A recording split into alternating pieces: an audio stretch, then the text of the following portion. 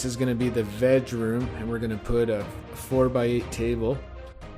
And you can see we've got the lift and grow setup for moving up and down.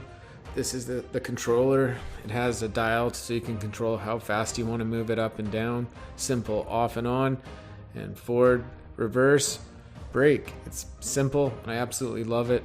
You know, it can hold up to 400 pounds, and I'm really impressed with it, especially with the sensor that's coming out right away, so it will move automatically as the plants grow. So I'm really excited about that. So you can see I'm just showing this thing in use, and I'm really impressed with it.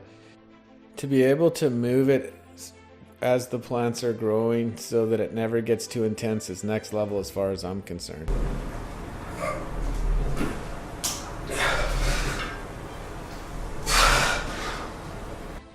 I weigh 185 pounds, so it's obviously really sturdy.